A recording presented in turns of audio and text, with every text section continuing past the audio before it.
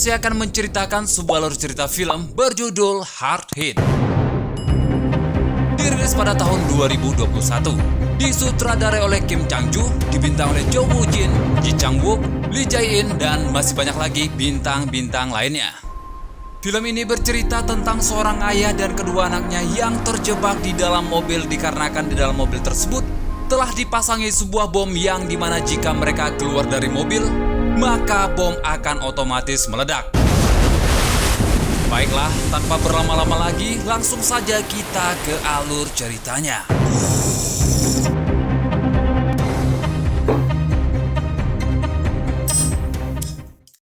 Film dimulai dengan memperlihatkan seorang pria yang sedang tertidur pulas.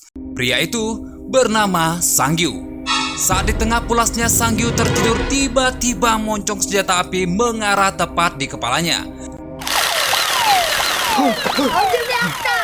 Yang mana ternyata senjata api tersebut adalah senjata mainan dan yang menodongkan senjata tersebut adalah anak keduanya bernama Minju yang mencoba membangunkannya. Namun saat ia melanjutkan tidurnya, ponselnya berdering dan itu membuatnya harus mengangkat panggilan telepon tersebut. Ternyata yang menelponnya adalah wakil direktur utama di tempat ia bekerja. Dan diketahui bahwa Sang-gyu adalah manajer cabang dari salah satu bank di Korea Selatan. Singkat cerita, Sang-gyu pun bersiap-siap dan akan mengantarkan kedua anaknya untuk berangkat ke sekolah. Namun saat ia hendak pergi, anak pertamanya yang bernama Hae-in mencium aroma aneh yang berada di dalam mobil mereka, yang mana kemudian Min-jun menjawab bahwa itu hanyalah aroma kentut saja. Tak lama kemudian sang istri datang menghampiri Sang-gyu, yang mana kemudian Sang-gyu menjelaskan bahwa dirinya yang akan mengantarkan anak-anak dikarenakan jadwal rapat di perusahaan telah ditunda. Sang-gyu pun kemudian pergi untuk mengantar anak-anaknya. Saat dalam perjalanan terdengar suara nada dering telepon, yang mana suara nada dering tersebut bukan berasal dari ponsel Sang-gyu ataupun anak-anaknya. Dan ketika dicek, suara nada dering tersebut berasal dari dalam dashboard mobil, yang mana Sang-gyu mengira bahwa ponsel tersebut adalah milik supir istrinya yang tertinggal, dan Sang-gyu pun mengangkat telepon tersebut. Karena mengira yang menelpon adalah orang iseng, Sang-gyu pun kemudian menutup teleponnya. Tak berselang lama, Sang-gyu yang masih penasaran dengan ponsel tersebut kemudian mengambilnya kembali dan melihat foto istri bersama kedua anaknya. Ia pun kemudian menanyakan kepada sang anak perihal foto tersebut, yang kemudian dijawab bahwa itu adalah foto setahun yang lalu saat mereka sedang berlibur, dan pada saat itu Sang-gyu tidak ikut berlibur karena terlalu sibuk bekerja. Sang anak juga memberitahukan bahwa foto itu juga dijadikan sebagai foto profil Facebook oleh sang ibu. Tak berselang lama ponsel tersebut kembali berdering, yang kemudian langsung dijawab oleh Sang-gyu. Si penelpon berkata bahwa di mobil yang Sang-gyu kendarai saat ini telah terpasang bom dan akan meledak jika ia keluar dari mobil tersebut. Sang-gyu yang mengira itu hanyalah teror biasa kemudian menutup telepon dan melanjutkan perjalanannya. Saat ia tiba di tempat pengisian bahan bakar dan hendak turun dari mobil, ponsel pun kembali berdering. Si penelpon misterius tersebut kemudian menyinggung bau aneh yang berada di mobil, yang mana sebelumnya sempat tercium oleh Hae-in. Sontak saja Sang-gyu pun mengurungkan niatnya. Sang penelpon juga memberitahu bahwa saat ini Sang-gyu menduduki bom yang diletakkan di bawah kursinya, dan bom itu akan meledak jika Sang-gyu beranjak dari tempat duduknya, serta ia telah meletakkan alat pelacak di mobil tersebut untuk terus memantau Sang-gyu. Si penelpon juga mengancam jika Sang-gyu tak mengikuti semua perintahnya, maka nyawa Sang-gyu dan anak-anaknya lah yang akan menjadi taruhannya. Saat tengah berbincang dengan si penelpon misterius itu pula, Sang-gyu dikejutkan oleh seseorang yang mengetuk pintu mobilnya dan menegur karena telah menyebabkan antrian panjang di SPBU tersebut. Sang-gyu yang tak bisa keluar dari mobil demi keselamatan bersama kemudian menyuruh orang tersebut untuk mengisikan bensin mobilnya dengan dalih bahwa ia tengah sibuk dan memberikan imbalan kepada orang tersebut, lalu melanjutkan pembicaraannya bersama si penelpon. 그거는 유압식 폭탄입니다. Si penelpon menyuruh Sang-gyu untuk meraba bagian bawah kursinya, dan benar saja, raut wajah Sang-gyu langsung terlihat panik saat berhasil meraba bagian bawah kursinya. yang mana terdapat bom di sana. Akan tetapi, Sang Yu berusaha tetap tenang agar anak-anaknya tidak merasa panik. Singkat cerita, sang penelpon meminta kepada Sang Yu uang tunai sebanyak $960.000 dan $1,7 juta untuk ditransfer ke rekening si penelpon. Jika permintaan tersebut dipenuhi, maka bom akan dinonaktifkan.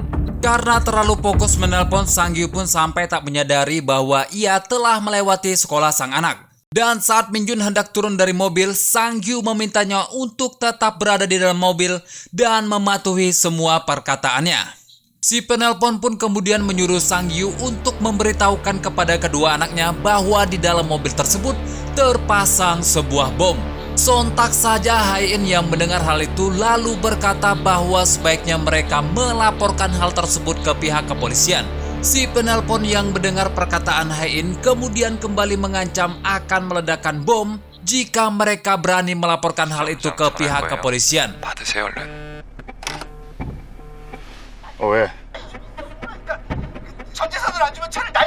Pada saat yang bersamaan, rekan kerja Sang Yu menelpon dengan nada bicara yang terdengar panik. Ia berkata bahwa seseorang menelponnya dan orang itu mengatakan bahwa telah memasang bom di dalam mobilnya dan meminta uang dalam jumlah yang banyak. Sang Yu pun mengatakan bahwa hal yang sama terjadi kepada dirinya serta bertanya kepada rekannya tersebut di mana posisinya berada untuk kemudian pergi menghampirinya. Tibalah Sang Yu bertemu dengan rekan kerjanya yang mana di sana terlihat bahwa istri rekan kerjanya tersebut tak mempercayai teror bom tersebut dan bersikeras untuk turun dari mobilnya. Sang Yu yang mencoba untuk membantu menenangkan istri rekan kerjanya tersebut dimarahi oleh pengendara lain yang sedari tadi berada di belakang mobilnya karena menghalangi jalan, dan saat Sang Yu memarkirkan mobilnya, istri rekan kerjanya tersebut nekat keluar dari mobil dan benar saja, mobil rekan kerjanya tersebut langsung meledak.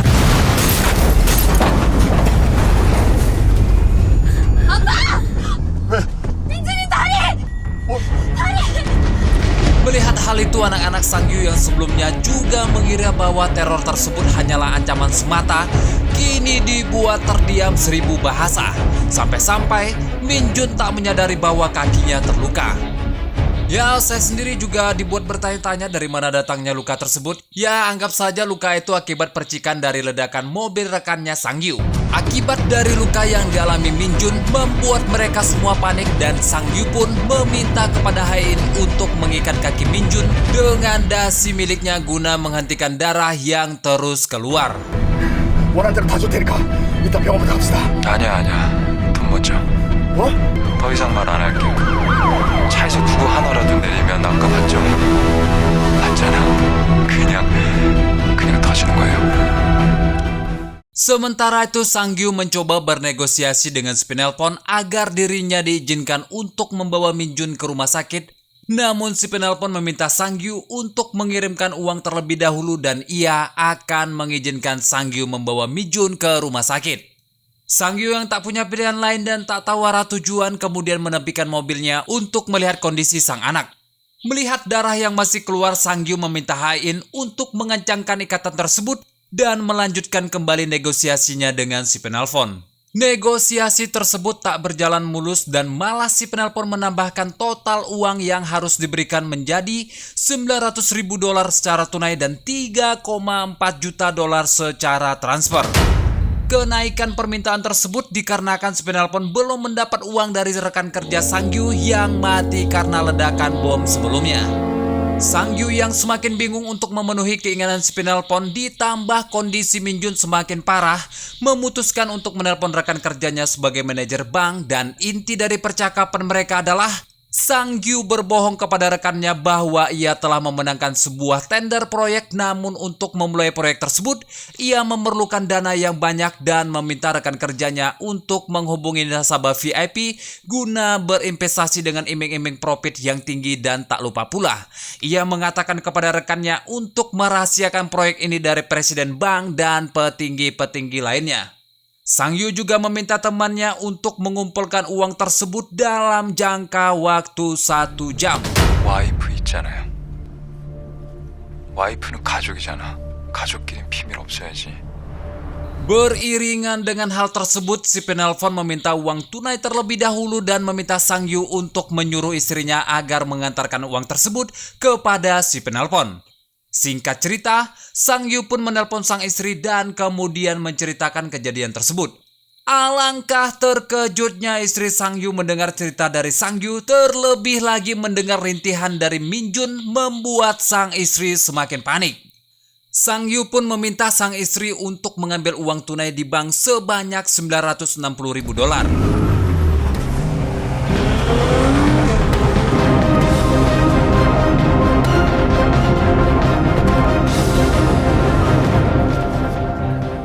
Tibalah sang istri di sebuah bank yang mana tak jauh dari sana. Sang Yu terus mengamati pergerakan istrinya sambil berteleponan dengan si penelpon misterius. Terlihat sang istri keluar dari mobil dan ternyata ia tak sendirian melainkan bersama dengan temannya.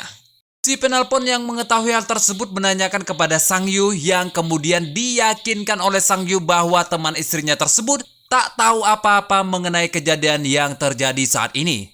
Saat sang istri memasuki bank, teman dari istrinya tersebut menghampiri mobil mereka yang mana kemudian membuat Sang Yu panik dan mengusirnya.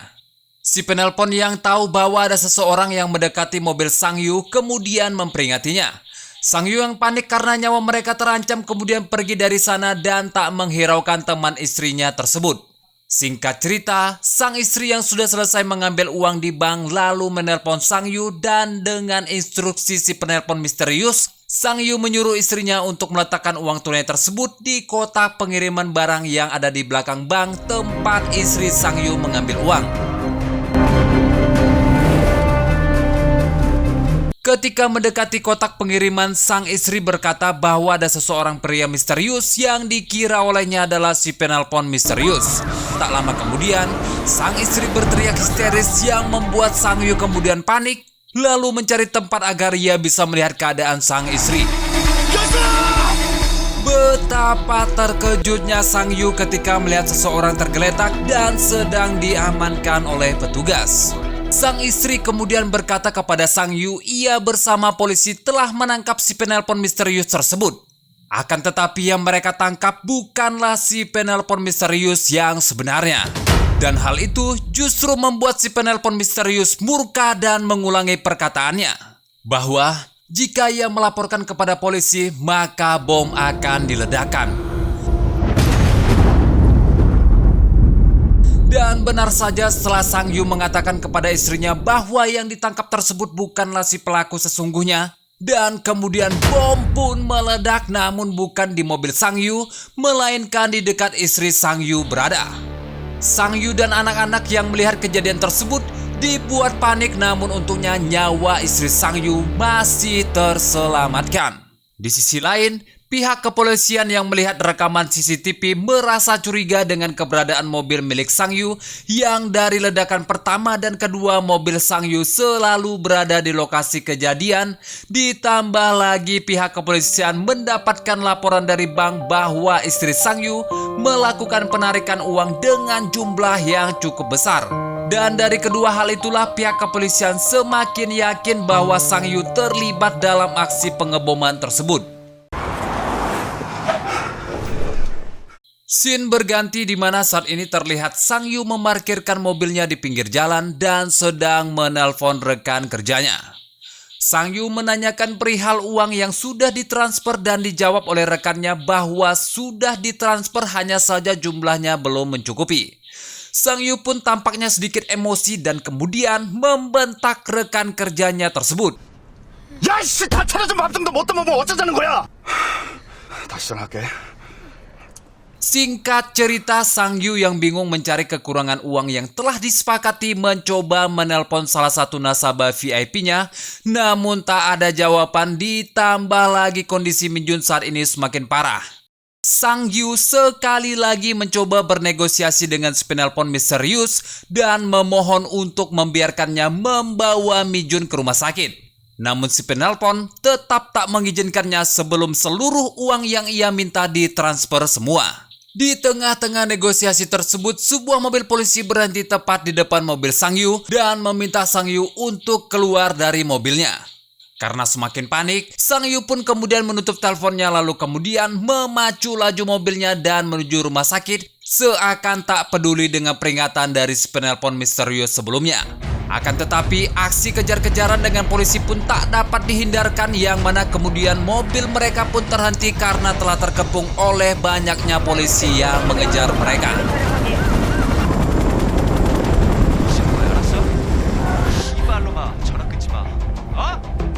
Tak lama kemudian kepala kepolisian dan beberapa pasukannya mendekati mobil Sang Yu untuk meminta Sang Yu segera turun dari mobilnya. Namun dengan desakan dari si penelpon, Sang Yu menyuruh mereka untuk mundur dan memberitahukan bahwa di dalam mobil tersebut terdapat sebuah bom. Sang Yu yang tak bisa berbuat apa-apa lagi hanya bisa menuruti kata-kata dari si penelpon dan mengaku bahwa yang mengendalikan bom tersebut adalah dirinya. Anggota kepolisian pun mundur namun tetap memantau dan mengepung mobil Sang Yu. Sang Yu yang saat ini dijadikan tersangka pun dipantau dengan ketat, bahkan regu tembak pun dikerahkan untuk bersiaga apabila Sang Yu melakukan hal-hal yang tidak diinginkan. Tak berselang lama, tim penjinak bom pun datang ke lokasi yang mana tim tersebut dipimpin oleh seorang wanita bernama Ban. Kita panggil saja Kapten Ban. Kapten Ban meminta Sang Yu untuk segera keluar dari mobilnya, namun Sang Yu tetap berkata bahwa ia tidak bisa untuk turun sambil memberikan kode bahwa ia sedang berteleponan dengan seseorang dan orang itulah yang mengendalikan bom yang ada di mobil tersebut.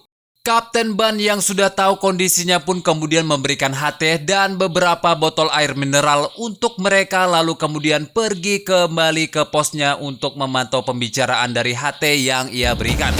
Namun ketika Sang Yu mencoba memancing pembicaraan dengan si penelpon misterius, tak ada jawaban sepatah kata pun dari si penelpon yang mana tiba-tiba sebuah pesan singkat masuk yang mana pesan itu memerintahkan kepada Sang Yu untuk membuang HT yang diberikan Kapten Ban keluar.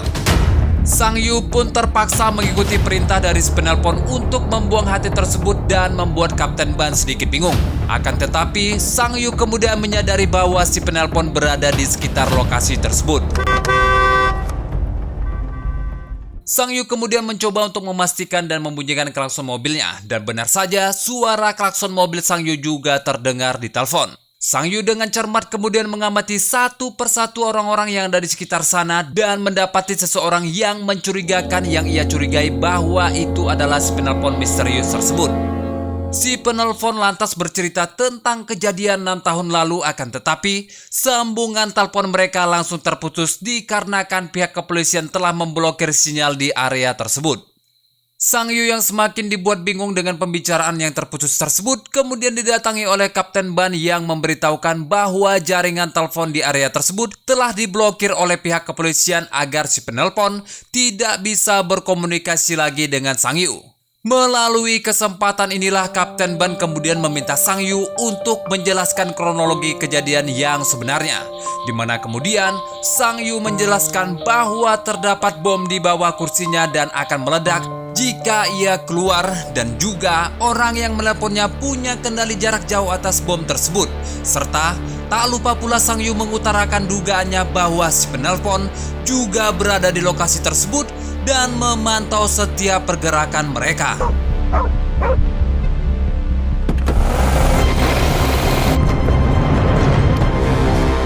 Kapten Ban meminta Sang Yu untuk percaya dan bekerja sama dengan polisi yang mana kemudian 2 orang tim penjinak bom memeriksa mobil Sang Yu dan menemukan 2 bom yang hanya ada di bawah kursi bagian depan saja. Sehingga Min Jun dapat segera diselamatkan dan dibawa ke rumah sakit. Kapten Ban juga meminta kepada Sang Yu untuk memberikan ponselnya, namun yang diberikan Sang Yu bukanlah ponsel yang ia gunakan untuk berkomunikasi dengan si penelpon misterius, melainkan adalah ponsel miliknya sendiri. Tindakan itu dilakukan Sang Yu karena ia takut si penelpon misterius akan meledakkan bom karena tidak dapat berkomunikasi lagi dengan Sang Yu. Sementara itu, Hain yang melihat para penembak jitu di atas gedung nekat berpindah ke kursi bagian depan sehingga mengaktifkan bom yang berada di bawahnya.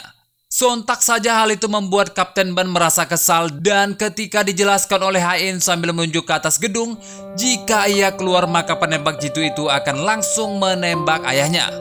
Kapten Ban pun mencoba untuk mengerti akan hal tersebut. Kapten Ban yang tengah kesal mendatangi kepala kepolisian dan meminta penjelasan kenapa kepala kepolisian ingin menembak Sang Yu, yang mana kemudian dijelaskan oleh kepala kepolisian bahwa Sang Yu berbohong perihal panggilan telepon dari si penelpon misterius karena dari ponsel yang ia berikan tak ada satupun panggilan dari nomor tak dikenal di ponsel tersebut. Singkat cerita, para polisi mendapati laporan bahwa adik laki-laki Sang Yu datang ke TKP dan akan membantu polisi untuk bernegosiasi dengan Sang Yu, yang mana negosiasi tersebut adalah untuk menyelamatkan Hain. Dan tentu saja, hal itu memperkuat dugaan polisi bahwa Sang Yu lah dalang dibalik pelaku pengeboman yang sebenarnya. Namun orang yang mereka kira adalah adik Sang Yu tersebut ternyata adalah dalang pengeboman yang sebenar-benarnya. Pria itu bernama Jin Wo. Hal itu terlihat jelas ketika Jin Wo berbicara dengan Sang Yu dan mengakui bahwa ia adalah dalang di balik kejadian semua itu. Namun yang membuat Sang Yu bingung adalah kenapa Jin Wo melakukan semua itu dan apa alasannya. Sang Yu yang mengingat perkataan Jin Wo sebelum jaringan telepon diblokir pun lantas menyimpulkan bahwa Jin Wo adalah orang yang berinvestasi dengannya dan mengalami kerugian. Akan tetapi, Sang Yu mencoba menjelaskan bahwa investasi yang Jin Wo lakukan adalah risikonya sendiri dan kemudian mengancam Jin Wo untuk mati bersamanya. Akan tetapi terlihat bahwa Jin Wo tak takut akan kematian. Di tengah-tengah perdebatan mereka, Jin Wo malah berakting dan berteriak meminta Sang Yu untuk melepaskan Hain. Sandiwara Jin Wo tentunya membuat para polisi percaya bahwa ia adalah adik dari Sang Yu, yang mana kemudian Sang Yu pun memohon kepada Jin Wo untuk melepaskan Hain karena Hain tak ada hubungan dengan hal tersebut. Sang Yu juga menjanjikan kepada Jin Wo untuk segera mentransfer sisa uangnya secepat mungkin jika Hain dilepaskan. Mendengar perkataan dari Sang Yu, Jin Wo pun menonaktifkan bom yang berada di bawah kursi Hain lalu kembali berakting dan mengatakan kepada polisi bahwa kakaknya bersedia melepaskan Hain. Ia pun kemudian mendekati Hain seolah-olah ia penyelamatnya. Namun sebelum ia membawa Hain, ia mengancam akan meledakkan mobil tersebut jika Hain memberitahukan yang sebenarnya kepada polisi. Sebelum ia meninggalkan Sang Yu seorang diri, Jin Wo menyuruh Sang Yu untuk membuka dashboard mobilnya, yang mana hal itu adalah untuk menyalakan bom waktu yang tertanam di sana, dan Jin Wo berkata bahwa Sang Yu punya waktu kurang dari 18 menit untuk mentransfer uang yang telah Sang Yu janjikan, dan dalam kurun waktu tersebut Jin Wo juga akan membawa Hain, atau dengan kata lain menjadikan Hain sebagai sandera. Jin Wo juga menyarankan Sang Yu untuk kabur dari sana dan ia pun kemudian pergi meninggalkan Sang Yu. Kapten Ban yang melihat gerak-gerik yang mencurigakan dari Jin Wo kemudian memerintahkan bawahannya untuk menghubungi istri Sang Yu.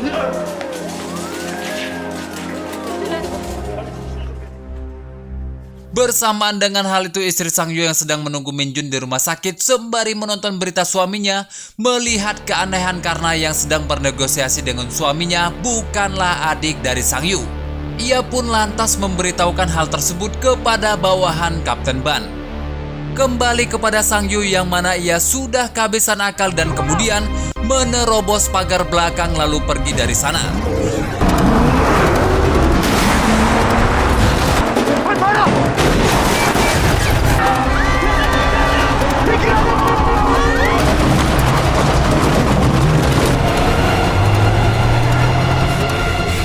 Sembari melaju kencang dan menjauh dari kejaran polisi, ia mencoba menghubungi wakil direktur utama dan memohon untuk dipinjamkan uang. Namun hal tersebut gagal dikarenakan wakil direktur utama mengetahui Sang Yu telah menarik uang perusahaan sebanyak $2 juta. Dan hal tersebut termasuk menggelapkan dana perusahaan. 우리은행은 지금 이 시간 이후로 이상규 씨가 벌이는 모든 행동과 관련해서 그 어떤 책임도 없습니다. 그리고 이상규 씨 모든 계좌를 동결시키겠습니다. 형님. Tak hanya itu saja, wakil direktur utama pun mengatakan bahwa tindakan yang Sang Yu lakukan bukanlah tanggung jawab perusahaan dan juga semua akun bank milik Sang Yu telah dibekukan. Di tengah-tengah keputusasaannya tersebut, Sang Yu menelpon sang istri dan berkata bahwa Hain telah diculik. Sambil meminta maaf, ia berkata bahwa saat ini tak ada orang lain yang bisa membantunya kecuali istrinya sendiri. Dengan nada yang terseduh-seduh, ia pun meminta tolong kepada istrinya untuk mengirimkan uang sebanyak $900.000 kepada Jinwo untuk menebus Hain yang dibawa oleh Jinwo.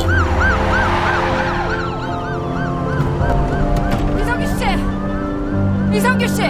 Saat Kapten Ban berhasil mengejar Sang Yu, ia pun mencoba untuk menenangkan Sang Yu dan berkata bahwa ia telah mengetahui bahwa bukan Sang Yu lah pelakunya melainkan Jinwo. Bersamaan dengan itu, ponsel Sang Yu kembali berdering, yang mana itu adalah telepon dari Jinwo, dan Sang Yu langsung berkata kepada Jinwo ia sudah mengirim sisa uangnya, dan Jinwo pun menyebutkan tempat pertemuan mereka, yang mana itu adalah pabrik kimia yang berada di Jangho. Tak ingin menyia-nyiakan waktu, Sang Yu pun bergegas ke sana dan berhasil mengecoh mobil yang dikendarai para polisi dan Kapten Ban. Dalam perjalanannya menuju tempat pertemuan, Sang Yu mengingat kembali kejadian 6 tahun silam dan terlihat pula para investor banyak yang protes karena mereka mengalami kerugian. Akan tetapi tak ada yang bisa dilakukan karena pada dasarnya investasi sendiri bersifat fluktuatif, yang mana keuntungan bisa didapat ketika perekonomian sedang menaik. Namun sebaliknya, ketika perekonomian menurun, maka kerugian pun tak dapat dihindarkan. Untuk mengurangi kerugian perusahaannya itulah kemudian Sang Yu menggelapkan dana nasabahnya, dan karena kecurangannya tersebut, ia bisa naik pangkat menjadi seorang manajer. Terlihat pula seorang wanita mendatanginya dan meminta penjelasan kepada Sang Yu kenapa investasinya malah merugi, padahal sebelumnya Sang Yu mengatakan bahwa investasinya akan terus menguntungkan. Sang Yu terdiam, tak dapat berkata apa-apa, dan kemudian pergi meninggalkan wanita tersebut.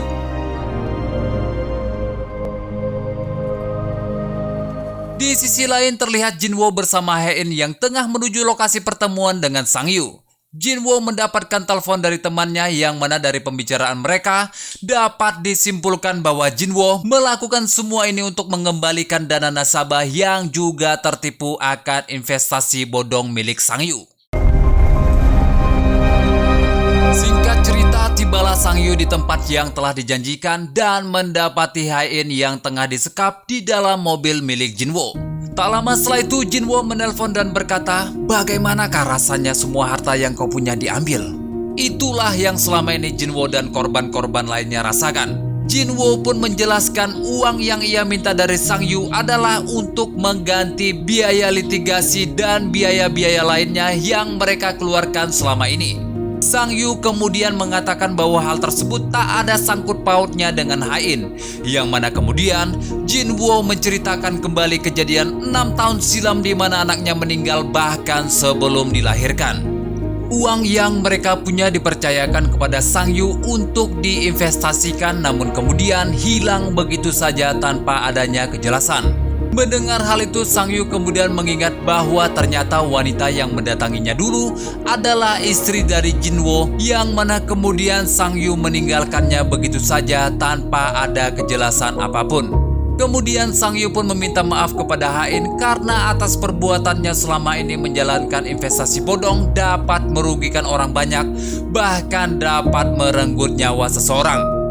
Sambil menangis, Sang Yu berkata kepada Hain bahwa ia akan mempertanggungjawabkan perbuatannya dan berpesan kepada Hain untuk menyampaikan rasa sayangnya kepada sang istri dan juga Minjun. 아빠가 다 책임질 거니까 엄마한테 그리고 민준이한테 사랑한다고 전해줘.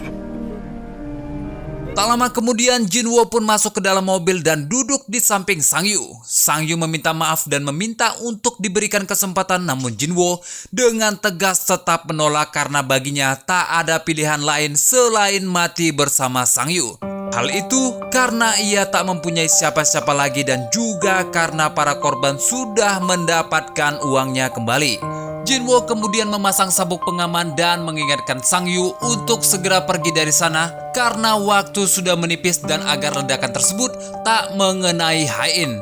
Sang Yu pun kemudian menjalankan mobilnya menuju lautan. Dan di saat-saat itulah kemudian para polisi datang, namun Sang Yu dan Jinwo sudah tercebur ke lautan.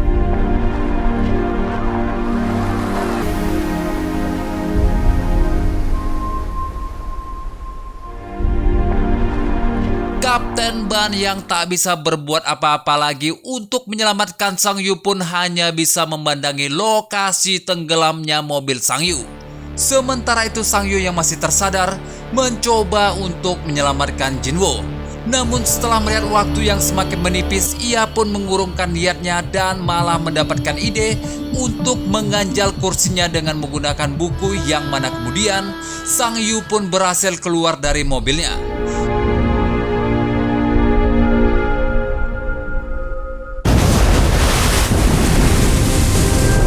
Dan tepat setelah itu, ledakan pun terjadi, yang mana efek dari ledakan tersebut menimbulkan percikan air ke permukaan.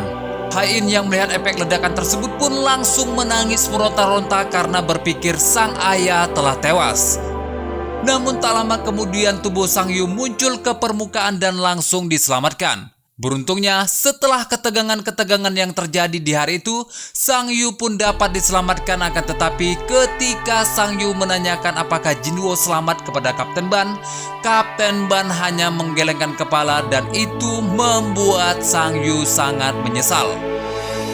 Singkat cerita, beberapa hari setelah kejadian tersebut, terlihat Sang Yu yang baru saja keluar dari gedung pengadilan. Ia melaporkan investasi bodong yang dijalankan oleh perusahaan tempat dulu ia bekerja, dan ketika ia ditanya oleh para wartawan, ia pun berkata dengan lantang bahwa dirinya lah yang akan menjadi saksi dan akan mendukung para korban yang mengalami kerugian atas kecurangan yang dilakukan oleh bekas perusahaannya tersebut.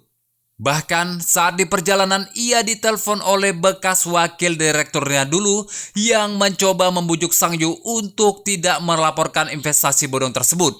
Namun Sang Yu tak menghiraukan lalu menutup teleponnya. Dan film pun berakhir. Ending yang sangat mengebomkan.